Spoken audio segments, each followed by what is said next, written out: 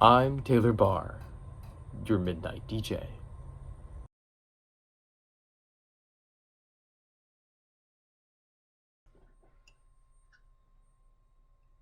That was Fire by Black Pumas. I'm Taylor Barr, your midnight DJ. And fairies are impossible to find, which makes fairy lands even impossibler to locate. But I have hints.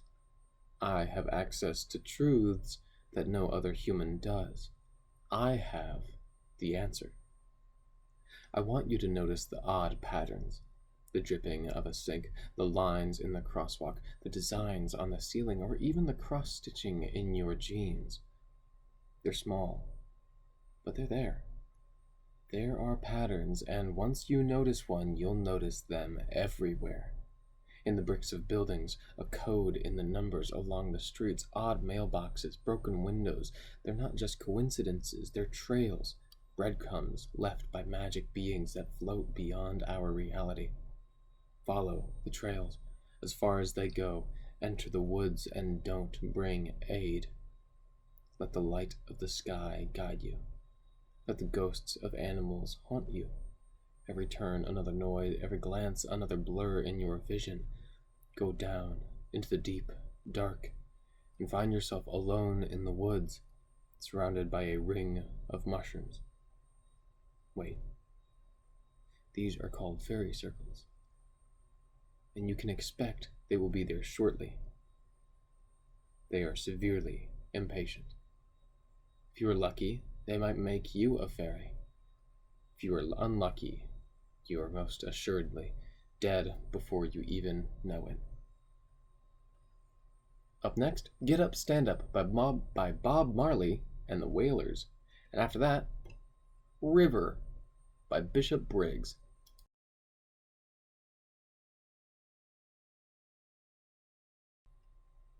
You just heard My Ex's Best Friend by Machine Gun Kelly and Black Bear. I'm Taylor Barr, your midnight DJ. And the future is secondhand. Everything that will be has been for years, though in different forms. We've taken what was and made it into something new with stitching and glue. It is a messy thing, the future, held together with odd ends and loose string. It writhes in anticipation for what it holds within itself, the future we have made. It leaks on the floor of the room it was assembled in, forever spilling something synonymous to chocolate syrup. It pushes against its own borders, sending spikes from its body and retracting them just as quickly. The future grows sensory nerves and functions. It senses me. It senses you. The future looms a newly formed eye in your direction. It can see your fear. It can see how much you dread it. It pushes itself with those spikes. Tentacles? Whatever they are. It learns how to use them in a more complex fashion, like legs. It stands up, still quaking, still leaking, still staring with that one eye, and it walks to you. The future stands before you in all its glory, dark, dense, and wet. It blinks once, twice, and bends its knees. It extends them. The future stands before you, half squatting and blinking rapidly. Every time it blinks, it makes a sound like an open-mouthed chew of oatmeal. Every time it took a step is resembled to a fish hitting pavement, more than a footstep. The future can be a disgusting thing, depending on what you make of it. Up next, Bang and Blame by R.E.M. And after that, Hey Mama by Nathaniel Ratcliffe and the Night Sweats.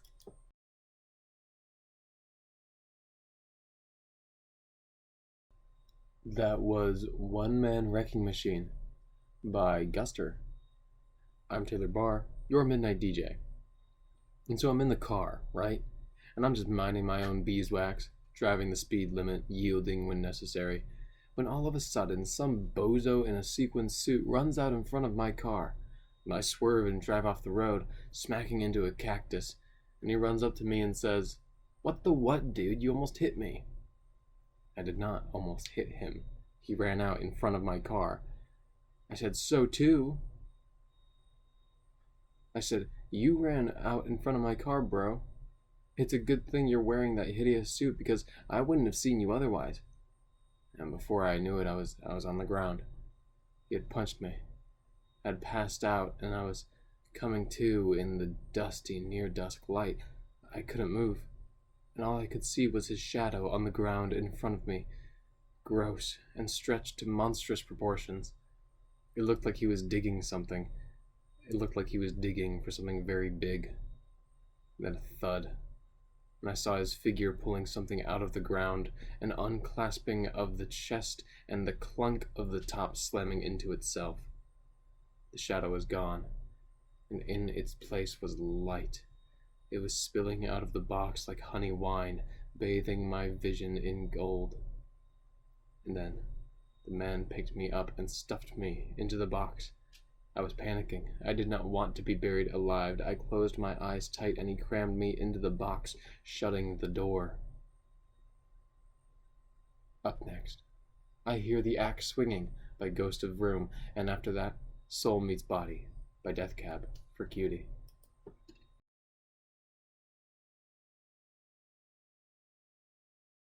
That was The Bandit by Kings of Leon. I'm Taylor Barr, your midnight DJ. And when I opened my eyes, I was falling. The lid to the coffin was above me, hundreds of feet above me and speeding further away. The golden light that was so horrific before was now a soft yellow that cleaned the air. There were clouds now.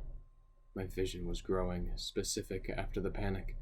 I could understand what was happening. I was falling. I wasn't paralyzed anymore either. I turned in the air, squirming around so that I might see the earth, but when I managed to turn, I could not. Just more clouds. More clouds flew up and past me, and more things appeared in the sky. I saw a flock of birds. Good to see. I know that land exists in this realm. I saw a plane, too, about 3 miles off and glistening in the light. It shined right in my face, temporarily blinding and permanently scarring me. I fell for weeks, during which time I saw gold coins fall past me. Some of it actually hit, and I kept a bit of it. I saw ice in the sky, and always on the edge of my vision I saw angels. Or at least what I imagine are angels. They fly and glow, so the creatures have auras around them, less of the classic halo look and more of a radioactive mass that has been poorly disposed of. They stayed around me for comfort or curiosity or some angelic emotion that I could never experience. Either way, it was creepy. Up next, You Don't Know How It Feels, by Tom Petty. And after that, C'est La Vie by The Killers.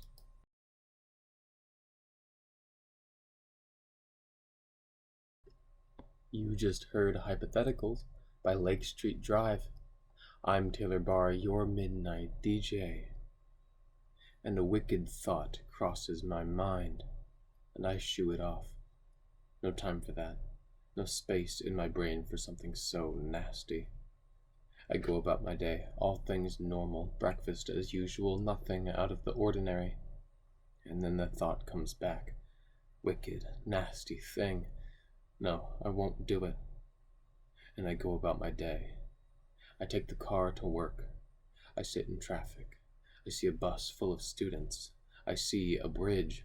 I see tall buildings and trees, and in my mind is the thought.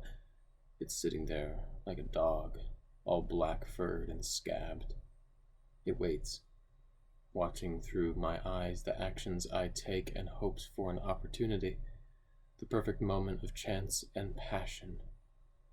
I am on a bridge overlooking rushing water. It is beautiful water. Wonder if... No. The thought pushes. I push back.